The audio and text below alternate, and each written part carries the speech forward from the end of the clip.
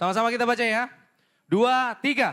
Maka datanglah ibu anak-anak Zebedius serta anak-anaknya itu kepada Yesus lalu sujud di hadapannya untuk meminta sesuatu kepadanya. 21. Kata Yesus, apa yang kau kehendaki? Jawabnya, berilah perintah supaya kedua anakku ini boleh duduk kelak di dalam kerajaanmu. Yang seorang di sebelah kananmu dan yang seorang lagi di sebelah kirimu. Tetapi Yesus menjawab katanya, kamu tidak tahu apa yang kamu minta. Dapatkah kamu minum cawan yang harus kuminum? Kata mereka kepadanya, kami dapat. Yesus berkata kepada mereka, cawanku memang akan kamu minum. Tetapi hal duduk di sebelah kananku atau sebelah kiriku, aku tidak berhak memberikannya. Itu akan diberikan kepada orang-orang bagi siapa Bapakku telah menyediakannya. Mendengar itu marahlah ke-10 murid yang lain kepada kedua saudara itu. Tetapi Yesus memanggil mereka lalu berkata, kamu tahu bahwa pemerintah-pemerintah bangsa-bangsa memerintah rakyatnya dengan tangan besi dan pembesar-pembesar menjalankan kuasanya dengan keras atas mereka. Tidaklah demikian di antara kamu, barang siapa ingin menjadi besar di antara kamu, hendaklah ia menjadi pelayanmu. Dan barang siapa ingin menjadi terkemuka di antara kamu, hendaklah ia menjadi hambamu. Sama-sama. 2, 3, sama seperti anak manusia datang bukan untuk dilayani, melainkan untuk melayani dan untuk memberikan nyawanya menjadi tebusan bagi banyak orang. Silakan duduk Ephesians, berbahagialah orang yang membaca, merenungkan firman Tuhan, menyimpannya dalam hati dan melakukannya. Well, jadi gini, kalian sadar nggak sih, sadar atau nggak sadar, setuju atau nggak setuju, kalau film tentang superhero itu laris banget. Setuju nggak ya? Jadi kalau ada entah itu tim Marvel mana sih tim Marvel? Ada ya? Marvel City ya. Bukan. Ada DC, tim DC. Kayaknya nggak ada ya DC. Doni Marvel kalau Doni. DC ada, DC nggak ada ya? Oke. Jadi kalau kalian pernah mikir nggak? Kenapa film tentang superhero itu laris banget. Jadi bagi aku, kenapa film-film tentang superhero ini laris banget? Karena gini, setiap orang yang ada, setiap manusia itu pada dasarnya pengen jadi pahlawan. Ada keinginan dalam hati walaupun kecil sekali, itu ingin jadi pahlawan. Ya kan? Nah, itu yang membuat film superhero itu semakin banyak diminati. Jadi ada keinginan, terus para produser itu menangkap, oh iya nih orang-orang suka kalau jadi superhero, makanya dia buat film-film yang bernuansakan superhero. Mereka meliris film-film, liris. Nah, hah? Salah. Rilis. Ah, rilisan matamu kan. Oke. Nah, gimmick itu tadi gimmick enggak. Memang kesleo kok. Merilis ya. Dan filmnya menjadi laris ya, menjadi laris karena apa? Ada permintaan dan memang ada ya disediakan film-film seperti itu. Dan luar biasanya, kapan hari aku sempat ngobrol sama Doni, aku tanya. Karena Doni ini kan kalau soal Marvel itu jago banget lah dia, tahu sampai ininya apa dan segala macam. Aku bingung, pokok aku taunya Marvel itu cuma Hulk aja, kan huluk ya kan. Orang situ Bondo ngomongnya huluk. Nah, anyway, ada juga yang namanya anti-hero. Anti-hero kayak Deadpool, terus Venom gitu kan. Terus dan banyak lain lagi. Itu kenapa sih? Anti-hero itu gimana? Aku tanya kapan hari sama Doni. Intinya adalah anti-hero itu adalah orang yang memiliki kekuatan super, tetapi kelakuannya itu kurang banget. Ya kan? Kayak si Deadpool itu tukang meso lah, segala macam dikit-dikit dar gitu kan. Sikat gitu kan. Venom juga gitu. Ya kan? Tapi sampai akhirnya gini, apa sih kalau aku simpulkan ya, aku pribadi aku simpulkan seperti ini. Setiap orang bisa, kalau anti-hero ya, dari sudut pandang anti-hero, setiap orang itu bisa jadi pahlawan dengan caranya dirinya sendiri. Dengan keunikannya masing-masing. Jadi setiap orang, tiap kita dengan segala keunikan kita, bahkan dengan segala kekurangan kita pun bisa jadi pahlawan. Kalau aku simpulkan itu seperti itu. Ya. Tapi mari kita sama-sama juga coba kita lihat. Ah, itu kan tentang ini kok. Aku enggak suka. Enggak suka itu film-film tentang kekerasan-kekerasan gitu, film action seperti itu aku enggak suka. Aku suka yang film cinta-cintaan. Itu sebenarnya sama aja. Gini loh. Kita suka kan cinta apa sih? Queen of Tears. Aku nggak nonton sih anyway guys. Aku nggak nonton. Tapi gini, kalau kita kan suka antara ada orang yang dari apa ya? Dari keluarga yang miskin banget mendapatkan tuan putri yang kaya banget sampai akhirnya happy ending dan segala macam. Bukankah kita suka soal itu? Atau ada yang di sini yang suka? Kalau aku sih nggak suka ya. Endingnya itu lakonnya mati. Suka nggak sih? Itu biasanya film-filmnya Andi Lau. Tahu nggak Andi Lau kalian? Nggak tahu ya, nggak apa-apa. Nggak tahu, nggak apa-apa. Millennials tahu pasti Andi Lau, ya kan? Andi Lau tuh pasti mati tuh. Aku nggak suka. Nah, walaupun ya, aku nggak suka nih film-film tentang pahlawan. Tapi pada dasarnya kita suka itu tentang keindahan. Keindahan cinta, pengorbanan, romantis, kita tuh suka. Nah, pernah nggak kita mikir, kenapa ya? Kok kita ini punya rasa seperti itu? Ini ya, dan apa hubungannya dengan kisah tadi? Gini, hubungannya sama kisah tadi ya. Kan tadi ceritanya gini, tiba-tiba ibu dari Yohanes dan Yakobus, anak-anak Zebedeus, itu datang pada Yesus dan melontarkan sebuah pertanyaan dan permintaan. Bagiku, tak bagi jadi dua. Ini adalah permintaan yang tidak tahu diri dan adalah permintaan yang mengungkap siapa diri kita. Yang pertama, kenapa ini permintaan tidak tahu diri? Karena kalau nanti kalian Caesians baca, di perikop sebelumnya, apa yang diajarkan oleh Yesus? Yesus sedang menyatakan bahwa dia akan menderita. Itu untuk yang ketiga kalinya. Bayangin ya, lagi ngomong sendu-sendu gitu tiba-tiba, Tuanku, padahal walaupun itu caranya sangat santun. Wah, sampai delosor gitu. Walaupun caranya dengan sangat santun, tetapi gak tepat waktu nih. Bayangin, kalau kalian lagi sibuk terus ada teman kalian tanya hal yang remeh gitu loh. Yang gak sesuai dengan apa yang sedang kalian alami. Coba rasanya gimana sih? Gregetan kan? Ini gak tahu diri nih, pertanyaan ini gak tahu diri. Dan yang kedua, ini menunjukkan bahwa inilah gambaran dari manusia yang menginginkan posisi kebesaran dan kemuliaan. Setiap manusia menginginkan hal itu. Ibu dari Yohanes dan Yakobus itu menanyakan kepada Yesus supaya anak-anak mereka bisa diterima dan bisa mendapatkan posisi yang istimewa bersama Yesus. Dan juga gini, tak kasih tahu ya, kenapa aku mendasarkan bahwa setiap manusia itu memiliki sebuah keinginan untuk mengejar sebuah kemuliaan dan kebesaran yang luar biasa. Bahkan 10 murid yang lain, tadi dikatakan apa, ditulis apa? Mereka ngapain? Marah. Marahin 2 orang ini. Marahin Yohanes dan Yakobus. Menurut kalian marahnya itu kenapa? Marah karena ibunya menanyakan kepada Yesus atau marah karena yang lain? Yang percaya bahwa mereka ini marah karena menanyakan hal itu pada Yesus siapa? Katakan, ada? Udah hebat semua. Udah tahu semua ternyata jawabannya. Oke. Jadi gini, kenapa mereka marah? Karena mereka rasa iri sama Yohanes dan Yakobus. Irinya maksudnya seperti ini. Loh, bukan cuma kamu yang bisa berada dalam posisi itu, aku pun bisa. Jadi mereka memarahi Yohanes dan Yakobus, itu bukan gini, kamu sembarangan tanya sama guru seperti itu, gak layak kamu tanya seperti itu, ngawur. Guru itu lagi ngomong tentang penderitaannya, malah kamu ngomong seperti itu. Enggak. Mereka sedang marah kepada Yohanes dan Yakobus, mereka mengatakan bahwa aku pun layak berada di posisi itu. Ayo kalau mau kita berebutan berada di dalam posisi seperti itu. Nah pada dasarnya pencarian tentang kemuliaan, pencarian tentang kebesaran, itu Tuhan yang taruh dalam kehidupan kita. Sudah ada dalam kehidupan kita. Ini buktinya. Di Kejadian 1 ayat 26. Ini sering banget ya. Sering banget dibaca nih. Di gereja kita nih. Kejadian 1 ayat 26. Dikatakan seperti ini ya.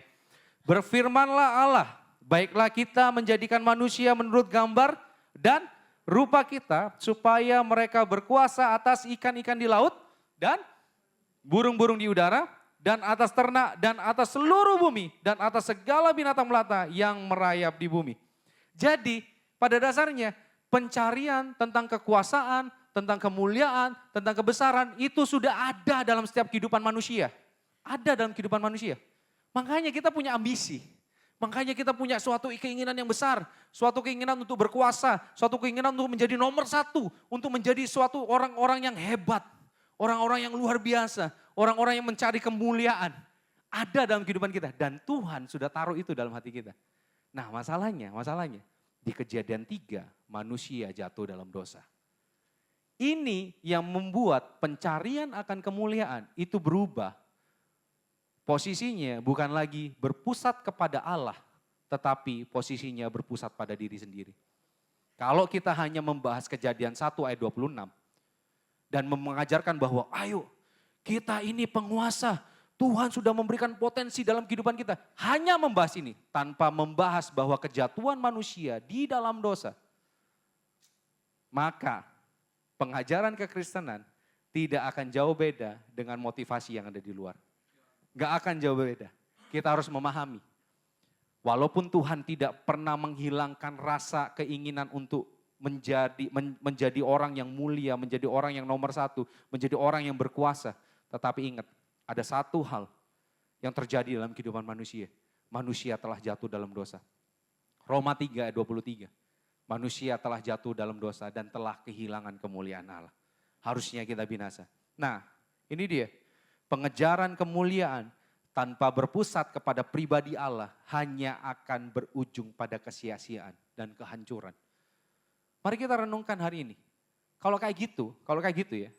Kalau Tuhan sudah taruh keinginan untuk mengejar sebuah kebesaran, mengejar sebuah kemuliaan dalam kehidupan kita, mengejar untuk menjadi orang yang hebat, menjadi orang yang nomor satu, orang yang berkuasa dalam kehidupan kita. Sebenarnya apa sih yang Tuhan ingin kerjakan dalam kehidupan kita? Sebenarnya bagaimana sih kita menghidupinya, menghidupi keinginan ini, tapi kita juga tahu bahwa kebenarannya manusia itu adalah orang yang berdosa, yang bukan ingin menguasai dunia ini, bukan ingin menumbuh kembangkan dunia ini, tetapi benar-benar menguasai, memonopoli dan pusatnya kepada dirinya sendiri. Apa yang menjadi sumber kekuatan kita untuk terus hidup dalam pengejaran kemuliaan yang benar? Nah, kita akan sama-sama bahas hari ini. Ada 2 poin dari sermonku. Yang pertama adalah saling melayani, yang kedua adalah pembebas sejati. Yuk, kita masuk ke poin yang pertama ya. Kita masuk poin yang pertama. Saling melayani. Nah, dalam kisah ini, yang semakin menunjukkan bahwa pencarian kemuliaan dalam diri manusia adalah hal yang wajar bagi Tuhan. Pada waktu itu, Tuhan Yesus pun tidak menegur pertanyaan dan permintaan dari ibu Yakobus dan Yohanes ini. Dia tidak menegur, pertanyaanmu salah. Dia tidak ngomong gitu kan? Tuhan Yesus sudah ngomong gitu kan? Tuhan Yesus sudah bilang, gak layak kamu tanya gitu. Tapi apa yang Tuhan Yesus katakan? Lihat ini, ayat 25. Tetapi Yesus memanggil Yohanes dan Yakobus, lalu berkata, kamu tahu bahwa memanggil mereka itu murid-muridnya, mengambil mereka itu murid-muridnya. Kamu tahu bahwa pemerintah bangsa-bangsa memerintah rakyatnya dengan tangan besi dan pembesar-pembesar menjalankan kuasanya dengan keras atas mereka. Tidaklah demikian di antara kamu. Barang siapa ingin menjadi besar di antara kamu, hendaklah ia menjadi pelayanmu. Yang pertama Tuhan Yesus menunjukkan, guys, lihat ya, kalau kamu lihat ke dunia, bagaimana cara orang-orang dunia itu berkuasa, caranya adalah seperti ini. Mereka menggunakan tangan besi, mereka menggunakan kuasa mereka untuk menekan yang lemah, dan mereka ingin menguasai seluruhnya, mengambil seluruhnya. Itu yang dilakukan oleh dunia. Dan setelah itu, Tuhan Yesus bilang gini kan, perhatikan bagian ini. Tidaklah demikian di antara kamu. Tuhan Yesus memberikan sebuah perbedaan antara murid-muridnya dan dunia. Termasuk gaya hidup dalam pengejaran akan kemuliaan. Tuhan Yesus mengajarkan kita, jika kita ingin menjadi yang terbesar, justru harus menjadi pelayan dan hamba. Dua bagian ini ya, dua peran ini, itu sama-sama memiliki ada sebuah persamaan yang cukup mencolok. Apa persamaannya antara pelayan dan hamba? Sama-sama tidak mementingkan diri sendiri. Tujuannya adalah, masa ada pelayan itu, pokok tujuan dari pelayan atau hamba itu kan supaya tuannya dipuaskan. Benar gak sih? Coba bayangin kalau kalian punya ART atau pelayan di restoran gitu, seenak-enak EDW. Tidak mengikuti keinginan kalian. Kalian minta es teh manis, datangnya apa? Teh tawar anget. Boomers banget ya. Minuman boomers itu. Wedang jahe yang datang. Itu kan lebih baik, ini wedang jahe aja Pak. Enak buat tubuh. Gak enak kan? Gak bisa gitu. Tujuan pelayan itu adalah memuaskan tuannya. Benar ya? Pelayan dan hamba itu fokusnya bukan pada dirinya sendiri. Tetapi kepada orang yang sedang dilayani. Mari kita renungkan bagian ini. Kita renungkan bagian ini. Supaya kita menjadi besar dan terkemuka, kita harus memberikan kehidupan kita dikonsumsi oleh orang lain. Keberadaan kita dengan segala kelebihan dan kebesaran yang Tuhan berikan pada diri kita harus dipakai secara maksimal untuk melayani orang lain. Dalam artian, setiap kelebihan kita dan apapun yang kita punya itu adalah untuk membantu orang lain bertumbuh dan berkembang baik secara iman maupun di dalam kehidupan. Coba renungkan ini ya. Saya bukan menekankan, aku tidak menekankan hanya di sini. Maximize your potential. Enggak. Tapi ini ngomong soal hati. Karena pada dasarnya firman Tuhan itu mengubah motivasi, bukan hanya mengajarkan aplikasi. Karena kalau mengajarkan aplikasi, kita bisa belajar dari luar. Orang luar jauh lebih hebat. Apa yang bisa main musik di tempat ini? Belajar di luar, main musik di luar. Jauh lebih hebat mereka di sana. Belajar apa? Lighting, video. Di luar jauh lebih hebat. Di luar jauh lebih hebat. Lebih sering FYP di luar. Beneran, kecuali Doni FYP-nya banyak banget. Ngeri. Anyway. Mari kita sama-sama renungkan. Ini ya, sekali lagi. Kita, Injil Kerajaan Allah, tidak hanya mengajarkan aplikasi. Tapi Injil Kerajaan Allah mengajarkan supaya motivasi kita berubah. Dan ketika motivasi kita berubah, aplikasi kita pun berubah. Dan sasaran kita pun akan berubah. Kita bukan hanya fokus kepada, kan kita harus bertanggung jawab untuk mengembangkan talenta dan kehidupan kita. Iya benar, gak salah kok itu. Tetapi waktu talentamu berkembang, untuk apa itu berkembang? Membantu orang atau semakin menyudutkan orang? Firman Tuhan mengatakan bahwa kalau kamu menjadi yang terbesar, kamu harus jadi pelayan dan hamba satu sama lain. Kita renungkan bersama di tempat ini. Tuhan memiliki maksud dan tujuan dalam setiap kehidupan kita. Termasuk keberadaan kita. Di keluarga, tempat kerja, dan komunitas gereja. Tuhan punya sebuah visi dan misi di dalam kehidupan kita untuk menyatakan kemuliaan Tuhan. Dengan cara kita melayani setiap orang yang ada di sekitar kita. Dengan kata lain, kita bisa berperan, perhatikan ini dia. Kita bisa berperan dengan apa yang Tuhan sudah percayakan dalam kehidupan kita. Kita bisa berperan dengan apa yang Tuhan sudah percayakan di dalam kehidupan kita. Apa beda peran dan posisi? Ini perenunganku sendiri ya. Perenungan sendiri. Mungkin kalau ada yang tahu lebih, akhirnya mirip-mirip deh. Peran itu diberikan. Tapi posisi itu digapai. Contoh ya, contoh gini. Posisi gitaris, kamu harus punya skill dulu bermain gitar. Baru kamu dapat posisi main gitar. Kalau kamu nggak bisa main gitar, kamu nggak akan pernah dapat posisi main gitaris. Jadi gitaris. Nangkap nggak? Vokalis, penyanyi, kamu harus hafal nada. Gak tuli nada istilahnya. Kamu tahu harus nembak nadanya seperti apa. Baru kamu bisa jadi penyanyi. Baru posisi di sini, itu bisa. Bisa kalian dapetin. Selama kalian gak bisa nembak nada, gak tahu nadanya seperti apa. Posisi ini gak mungkin dapat. Benar gak sih? Tapi kalau peran itu diberikan. Contoh nih. Aku berperan sebagai suami. Apakah aku punya spesifikasi atau skill menjadi suami? Gak pernah. Karena sebelum aku menikah dengan istriku, Devi Ingkiriwang, aku belum pernah nikah. Aku belum pernah jadi suami. Dan gak ada les-lesan jadi suami. Gak ada cuy. Sertifikat sudah lulus dari les-lesan apa gitu kan.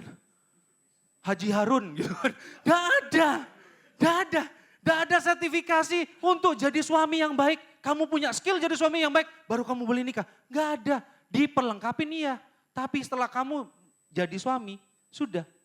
Kamu berperan sebagai suami. Day by day, dijalanin.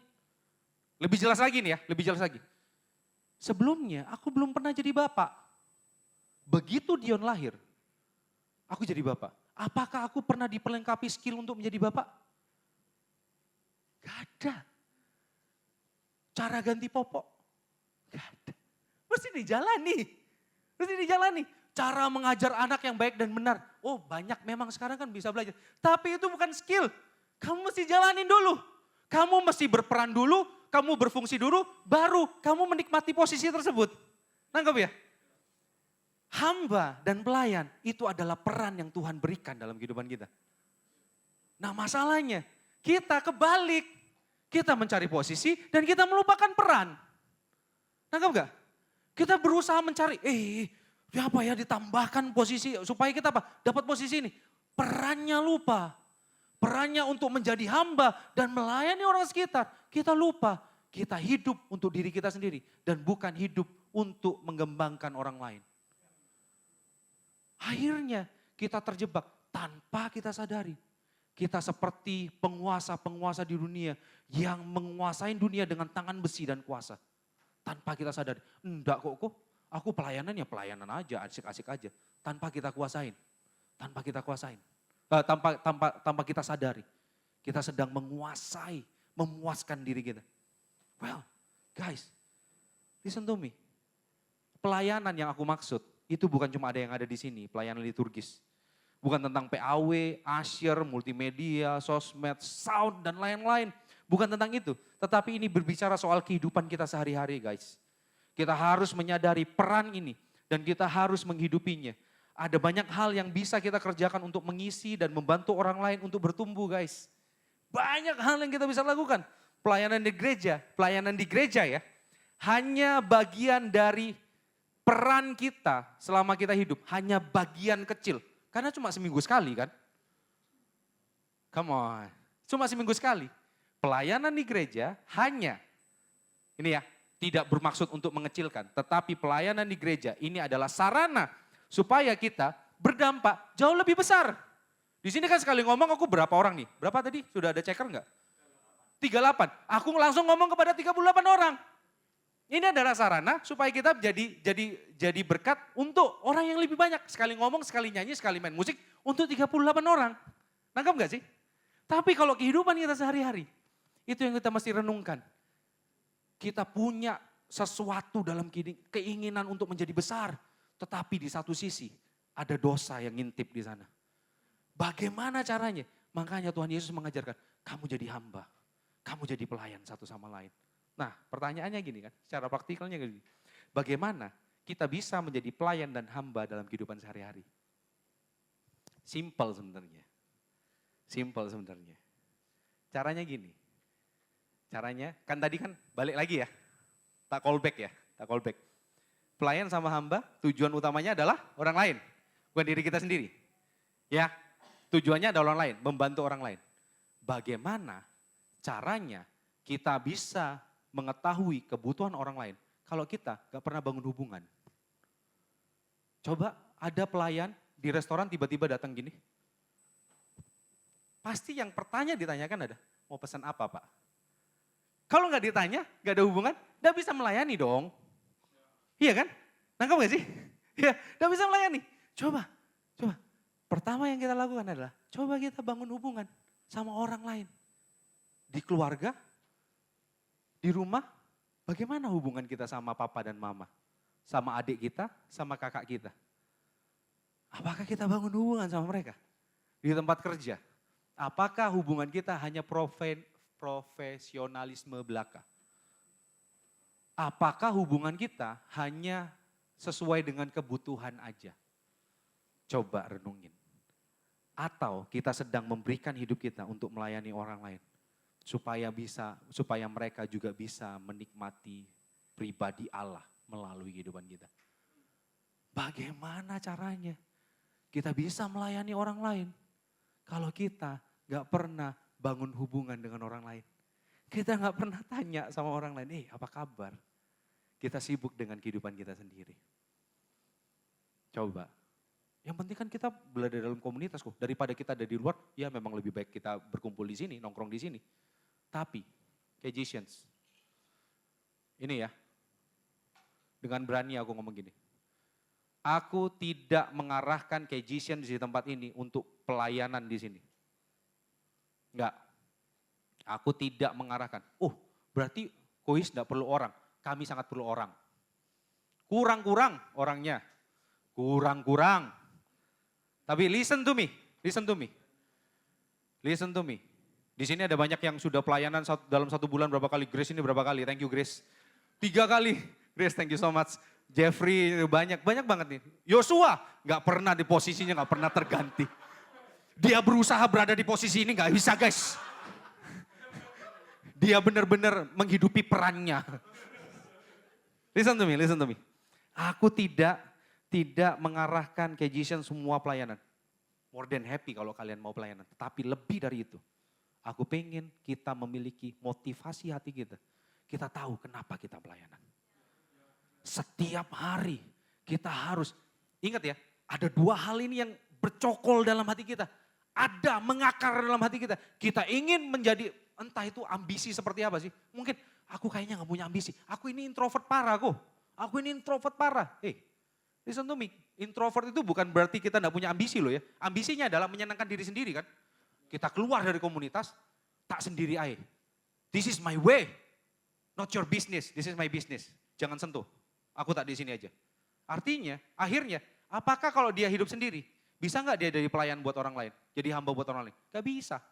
Melayani siapa? Melayani diri sendiri. Akhirnya, yang dipuaskan siapa? Diri sendiri. Apakah orang lain bisa terima Kristus dari dia?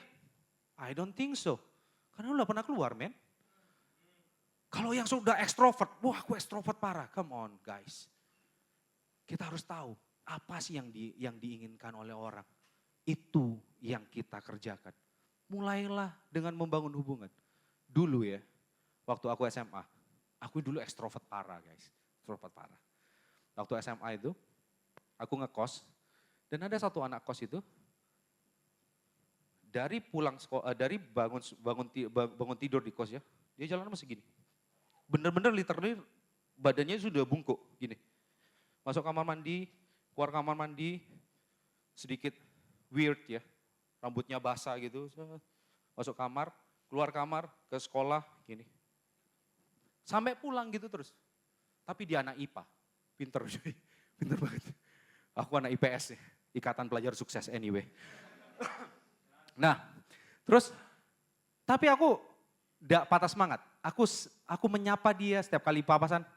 Namanya, sebut saja namanya Burhan. Hai Burhan gitu kan. Hai Burhan. Gak dijawab. Diam. Han, jalan terus. Tutup, wes keluar dia cuma makan malam aja. Makan siang, makan malam, tutup lagi. Besok aku akan ketemu lagi waktu dia berangkat sekolah. Gak pernah nonton TV, gak pernah kumpul-kumpul, sama sekali. Tiap kali aku menyapa dia, gak ada. Gak disapa sama sekali. Sampai satu kali aku punya cara. Mama ini sering datang. Kirim makanan dan segala macam. Aku deketin mamanya, siapa tahu dikasih makanan juga kan. Anak kos cuy. Tak kasih tahu nih ya, anak-anak kos nih ya. Kalian mesti baik-baik sama mamanya, anak kos yang lain. Ambil hatinya, kalian akan dapat ikannya. Itu akan dapat lauknya. Oke, aku mulai tanya, Ai, cari ini ya, cari Burhan ya. Oh iya, ngobrol-ngobrol sama Ainya dan segala macam. Sampai akhirnya Burhan ikut nimbrung waktu aku ngobrol sama mamanya. Mulai ikut nimbrung sampai akhirnya kita ngobrol. Ternyata dia jago bola guys. Maksudnya jago pengetahuan tentang bola. Dia tahu banget pelatihnya siapa segala macam. Tahu nggak pelatihnya Yunani waktu menang Euro 2004? Otto Rehhagel, dia yang bilang waktu itu, siapa ya pelatihnya Yunani? Otto Rehhagel, dia bisa jawab, luar biasa anak ini. Dan satu pertanyaan yang muncul dari hidupnya, dari mulutnya ya. Gini, Pertanyaannya simple, tapi aku gak bisa jawab. Dia tanya gini, kamu kenapa mau temenan sama aku? Gak bisa ngomong aku. Ya temenan. Kita kan satu sekolah, kita satu kos. Kenapa kita gak bisa temenan? Karena aku ikan teri mamamu. Itu salah satunya. Nah, tapi gini guys, dulu aku nggak tahu kenapa seperti itu ya. Tetapi gini, waktu aku renungkan firman ini dan ini kembali lagi, ingatan itu kembali lagi sama aku. Satu hal, ketika kita mulai membangun relasi dengan orang lain, baik di dalam komunitas ini, di luar sana, itu adalah kesempatan bagi kita untuk menyatakan Kristus. Kesempatan bagi kita untuk melayani dunia. Dunia sudah terlalu capek untuk menang-menangan jadi yang terhebat. Tapi Yesus mengatakan, tidak dengan kamu, Kejisians. Sama halnya dia katakan kepada murid-muridnya, tidaklah demikian di antara kamu. Kita ini sebagai pelayan satu sama lain. Selanjutnya, apa sih parameternya kita melayani orang lain dengan hati yang tulus? Jangan sampai ya, kan tadi kan dua hal ini ya. Kita memiliki keinginan, kita memiliki ambisi, tapi satu sisi ambisi kita sudah terkontaminasi oleh dosa. Bukan lagi kepada Allah, sedangkan pengejaran kemuliaan selain kepada Allah itu akan membawa kita pada kehancuran, gitu kan? Selanjutnya, apa parameternya kita bisa melayani orang lain dengan tulus? Simple jawabannya kok. Ini hanya perlu kejujuran hati ya. Perlu kejujuran hati untuk mengakui dan perlu kerendahan hati untuk berubah. Listen to me guys. Coba ya. Saat kita melakukan hal yang baik untuk melayani dan membantu orang lain bertumbuh, apakah masih ada terbesit sebuah keinginan untuk diakui? Diakuin nih. Wah, iya nih. Orang ini hebat, kalau tidak ada orang ini gak bisa aku sudah. Adakah keinginan untuk itu?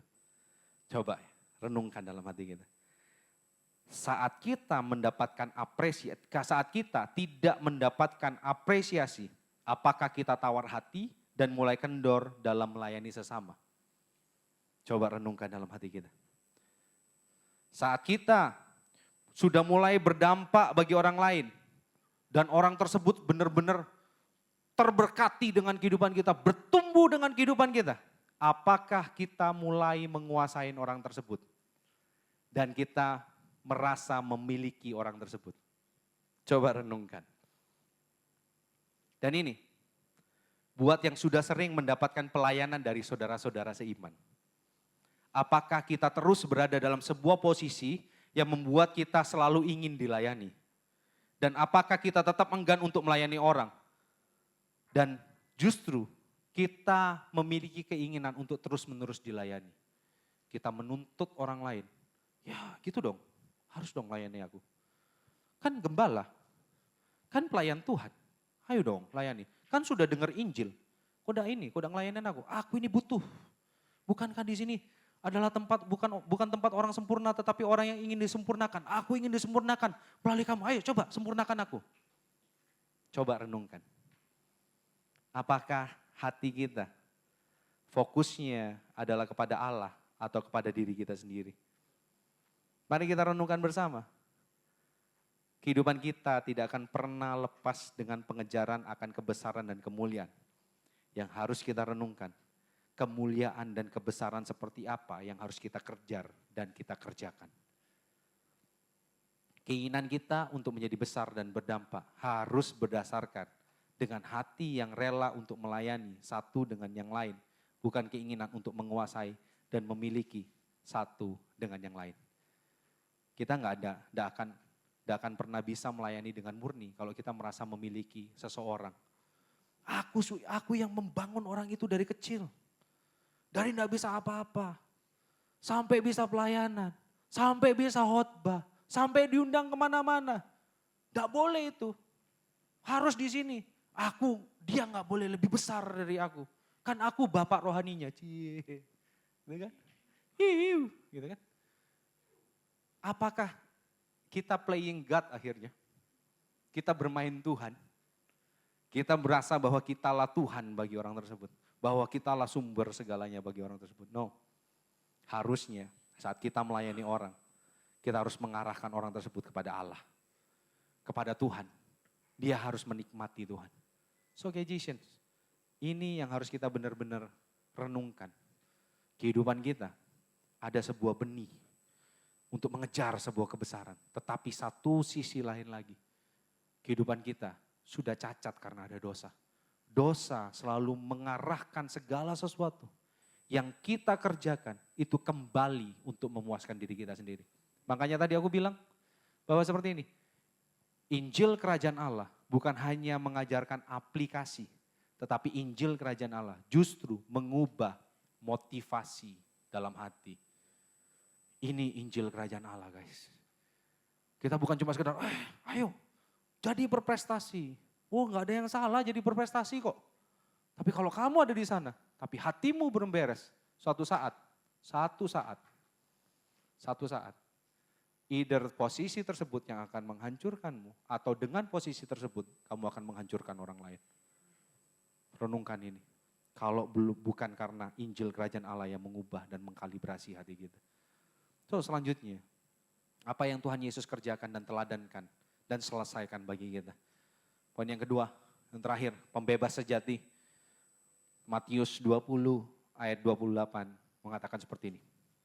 Sama seperti anak manusia datang bukan untuk dilayani, melainkan untuk melayani dan memberikan nyawanya menjadi tebusan bagi banyak orang. Apa yang Yesus lakukan bukan hanya memberikan teladan, tetapi justru memberikan dampak dalam kehidupan kita. Dia, Yesus, memberikan sebuah posisi yang baru bagi kita. Tadi aku membedakan antara peran dan posisi ya. Peran dan posisi. Posisi itu kita mesti punya skill dulu, kita mesti punya sesuatu dulu, baru kita berada di sana. Benar ya? Tapi peran itu yang mesti kita hidupin. Dari peran, lama-lama kita berfungsi. Dan bisa jadi kita juga dapat posisi akhirnya. Tangkap ya? Tapi gini, Tuhan Yesus memberikan posisi. Bukankah yang diberikan itu peran? Kok posisi yang dikasih? Posisi kita, coba lihat ya. Di bagian ini ya. Sama seperti anak manusia, datang bukan untuk dilayani, melainkan untuk melayani dan memberikan nyawanya sebagai tebusan bagi banyak orang. Sebagai tebusan bagi banyak orang. Yang ditebus siapa? Saudara dan saya. Benar ya? Setuju ya? Cajasians, semua kita ditebus oleh Allah. Jadi kita adalah umat tebusan. Umat tebusan itu posisi. Umat tebusan posisi, karena ada sesuatu yang harus dilakukan lebih dulu. Kita bisa ditebus kalau kita benar-benar memiliki sebuah nilai yang sama. Kopi ini posisinya akan berubah dari kopi kenangan ke tangannya Hizkia. Itu dari mana? Dari Deka yang beli. Thank you Deka. Tapi bisa dari kopi kenangan ke tangannya Deka, itu dari mana? Ada uang yang dibayar dong. Ada harga yang dibayar kan? Sampai akhirnya posisinya berubah dari kopi kenangan ke tangannya Deka. Nah masalahnya, kopi ini tidak bisa menebus dirinya sendiri. Nangkap ya? Kita tidak bisa menebus diri kita sendiri. Kita perlu orang lain. Kita perlu juru selamat. That's why Yesus dikatakan apa? Juru selamat kita. Yesus datang untuk memberikan tebusan. Menjadi penebus kita. Dan kita diambil. Posisi kita menjadi anak-anak Allah. Posisi kita yang dulunya berada di dalam kegelapan menuju terangnya yang ajaib. Posisi kita yang dulunya adalah orang yang berdosa, tetapi hari ini menjadi orang yang kudus. Posisi kita yang dulunya adalah orang yang najis, tetapi kali ini adalah orang yang hidup di dalam kehendak Allah. Posisinya berubah. Tapi bukan karena kuat dan gagah kita, tetapi karena Allah yang mengerjakan dalam kehidupan kita. Tadi Dante juga sudah menyampaikan di keras dengan sangat baik, ya kan? Kelayakan kita di hadapan Allah hanya bisa didapatkan melalui pengorbanan Kristus. Tetapi untuk hidup di dalam kelayaan yang Tuhan berikan, kita perlu anugerah Tuhan setiap hari. Nah, setelah kita ditebus, dalam kita menjalani peran yang Tuhan sudah berikan, Posisinya sudah ada nih, sudah dalam terang. Perannya di dalam jemaat, perannya di dalam lingkungan kita, di dalam dunia itu seperti apa? Kita harus melayani. Ini kita perlu anugerah Tuhan. Aku sangat yakin ya, dan kita semua di sini, aku yakin kita semua di sini setuju, bahwa kita sangat rentan untuk terjebak pada pencarian kebesaran dan kemuliaan dengan cara kita sendiri. Sangat rentan untuk itu. Dalam artian, kita menggunakan cara kita, dan hal tersebut akhirnya berdampak buruk bagi setiap orang yang ada di sekeliling kita. Tanpa kita sadari, kita sudah menggunakan tangan besi dan menekan setiap orang yang ada di sekeliling kita. Oleh sebab itu, Tuhan Yesus mengajarkan bahwa Dia datang bukan untuk melayani. Dia datang untuk melayani setiap kita. Ini yang menjadi kekuatan kita, guys. Sebut setiap kepercayaan yang ada di dunia ini. Semuanya menuntut setiap umatnya untuk melayani dewanya atau Tuhannya. Sebut, name it. Kamu mesti kasih persembahan untuk supaya kamu diberkati. Kamu mesti melakukan A, B, C, D, E supaya kamu dapat selamat. Tetapi tidak dengan iman Kristen. Iman Kristen, iman kita kepada Yesus. Justru Allah yang datang dan melayani kita. Coba renungkan ini. Kita bisa melayani dan menjadi hamba bukan karena kita hebat. Pengejaran kita sudah salah, guys, sudah rusak karena dosa. Justru Yesus meninggalkan hal yang mulia dan Dia nyatakan pada kita. Coba renungan ini. Dia buktikan seumur hidupnya Dia dedikasikan untuk melayani. Ini buktinya. Dia datang ke Yeriko untuk mencari Sakius. Apakah yang membuat Yesus datang ke rumah Sakius? Apa karena Sakius mencari Yesus dan naik pohon ara? Sampai akhirnya Yesus tertegun, wih bagus bener ya kamu Sakius, aku tak mampir ke rumahmu. Enggak, Yesus memang pengen ke rumahnya Sakius. Sampai Sakius bertobat. Yesus datang ke Geraza hanya menemui satu orang yang dirasuk oleh setan. Dan setelah itu dia diusir dan dia pergi. Orang tersebut diselamatkan. Dia melayani satu orang ini saja. Dan setelah itu dia kembali ke Galilea. Untuk menemui siapa? Untuk menemui Yairus. Di mana anaknya sudah mati. Dan ada satu perempuan yang pendarahan selama 12 tahun. Dan akhirnya perempuan itu sembuh. Yesus melayani perempuan itu. Dan dia melayani Yairus dan keluarganya. Dan di mujizat yang terakhir. Dia melayani Lazarus yang sudah ada di kubur selama 4 hari. Di mana sudah tidak ada harapan.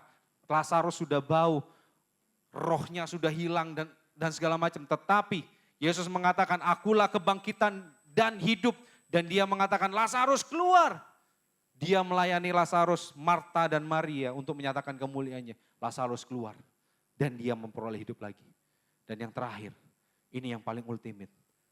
Dia menelan kematian itu sendiri. Supaya apa? Kenapa dia menelan kematian itu sendiri? Karena di dalam kematian itu ada kita. Yang tergeletak, tidak berdaya, tidak memiliki daya apapun, sudah binasa di sana. Tetapi dia melayani kita. Dia melayani kehendak Bapa. Sampai dia mati di atas kayu salib untuk menemukan kita di sana. Ini alasan utama kita bisa melayani orang lain. Ini bukan Yesus, itu bukan hero yang dimana kita menjadikan dia teladan. Yesuslah kekuatan itu sendiri. Dia yang melayani kita. Yesus yang mengatakan anak manusia datang bukan untuk dilayani tetapi untuk melayani dan menjadi penebus bagi kita semua. Hari ini kalau kita semua di tempat ini, aku nggak tahu bagaimana harus mengasihi orang. Aku nggak tahu bagaimana aku harus membangun hubungan sama orang. Hari ini, sesimpel gini, datang pada Tuhan dan biarkan Dia melayanimu hari ini. Datang pada Tuhan dan biarkan kasih-Nya memenuhkan kamu hari ini. Aku undang pemain musik dan worshiper untuk maju.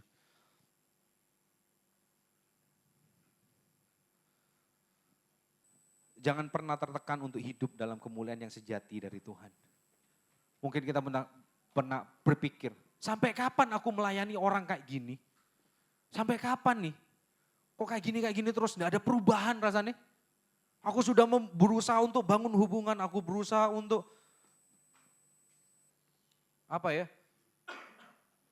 berusaha untuk menambahkan sesuatu pada kehidupan orang tersebut. Membangun orang tersebut. Tapi tidak ada perubahan sama sekali. Kita mungkin tertekan, tapi hari ini, let me tell you. Karena dalam menghidupinya, dia selalu memberikan kekuatan dalam kehidupan kita. Bagaimana Tuhan memberikan kekuatan dalam kehidupan kita untuk menjalani peran kita sebagai pelayan dan hamba. Dia yang melayani kita terlebih dahulu. Perjalanan iman kita untuk hidup dalam kemuliaan yang sejati tidak bisa kita dapatkan tanpa kita menikmati pelayanan yang Tuhan berikan pada kita. Jangan mimpi, kebanyakan kita sering terjebak di sini ya. Mari akuin ya. Ini faktanya guys. Aku belak-belakan aja ya. Ini faktanya. Kita sering semangat kan, diajarin semangat di sini. Di setiap gereja, dimanapun. Ayo, kuasain 7 gunung. Government. Oh, thank you, Bes. Nah, ini melayani. Bagus. Berapa?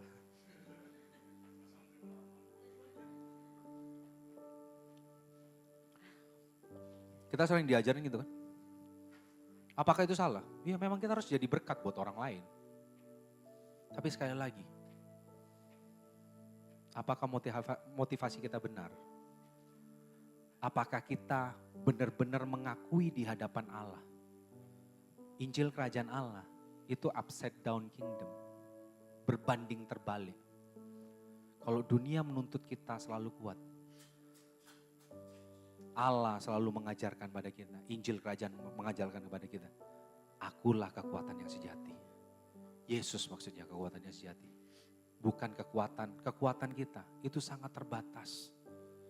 Guys, hari ini aku tidak sedang membuat kalian desperate ya. Wah, ya kalau kayak gitu udah usah ini deh. Gak usah jadi berkat, gak usah cari prestasi dan segala macam.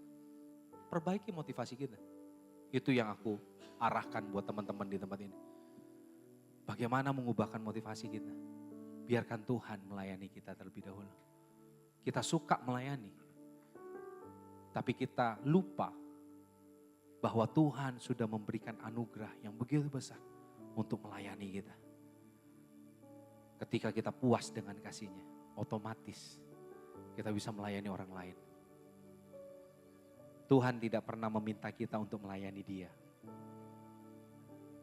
Tetapi Tuhan ingin kita menikmati pelayanan kasih-Nya. Sehingga kita paham arti pelayanan yang sebenarnya. Dan kita bisa melayani orang lain dengan kekuatan dari Dia. Tuhan tidak minta, tidak nuntut, ayo kamu layanin aku. Justru Tuhan mau berikan kasih-Nya yang begitu limpah. Kita nikmatin, kita pelayanan, itu adalah dampak kita dilayani oleh Tuhan. Kita jadi berkat bagi orang lain, itu adalah dampak Tuhan memberkati kita. Pertanyaannya sekarang, apakah kita sudah menikmati pelayanan dari Tuhan dan berkat dari Tuhan? Mari kita teduhkan hati kita, kita tundukkan kepala.